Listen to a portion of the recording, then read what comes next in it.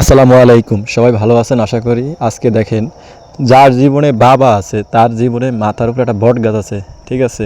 কারণ বাবা মা থাকা সন্তানের জন্য অনেক কাজ সহজ হয়ে যায়। দেখেন, আমার বাবা এই ঘাস নাই, মানে ছোটো ছোটো ঘাস আছে এখানে, যখন বাদাল ছিল তখন সার দিছে, সার দেওয়ার পরে কিছু ছোটো ছোটো ঘাস উঠছিল, তো এগুলা কাটতেছে। মানে 1 ঘন্টা ঘাস কাটলে 1 ফোঁজা ঘাস হয়, ঠিক আছে? তারপরেও আব্বু এগুলো কাটতেছে, কারণ যে আমাদের যে বাছুর গরুটা আছে যেগুলো মানে দুধ দেয়, ওগুলারে ঘাস দেয়। রাত্রে দুনোটারে 1 ফোঁজা ঘাস দিলে তারপরে সকালবেলা দুধ পাওয়া যায়, এটা তাদের একটা সিস্টেম। তো সেক্ষেত্রে আমি আসছি, দেখি আব্বু কি ঘাস কাটতেছে, তা আমিও দেখতেছি।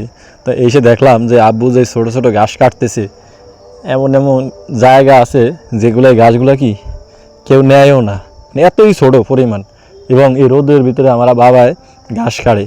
আমরা তো বলছিল যে মানে বাবা থাকাটা কি একজন সন্তানের উপর বট গাছ, এই বট গাছে যতদিন থাকবে ততদিন মনে করেন যে আপনার প্রতি কি কোনো কষ্ট, কোনো অভিযোগ মানে মনেই হবে না, বা ফ্যামিলিতে কোনো সমস্যা হবে না।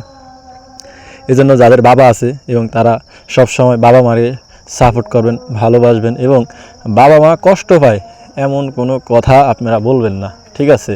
কারণ এই পৃথিবীতে তাদের উসিলায় আপনারা আসছেন। এখন এসে যদি তাদের উপর অত্যাচার, অবিচার শুরু করেন, তাহলে সমাজ নষ্ট হয়ে যাবে, আপনিও নষ্ট হয়ে যাবেন। এবং বাবা মার যেই বদদোয়া, ঠিক আছে, বাবা মার যে বদদোয়া যদি সন্তানের একবার লাইগা যায়, ওই সন্তান মক্কা মদিনা যায় হজ করলেও কি ওই বদদোয়া কখনোই কি আল্লাহ মাফ করবে না, যতক্ষণ পর্যন্ত আল্লাহ তাআলা মাফ না করে। এজন্য আসেন সবাই সবার বাপ মার সাথে ভালো ব্যবহার করি এবং সবাই সুস্থ সফল থাকি। সবাই ভালো থাকবেন। আসসালামু আলাইকুম। আর গরুর জন্য পরিশ্রম করবেন।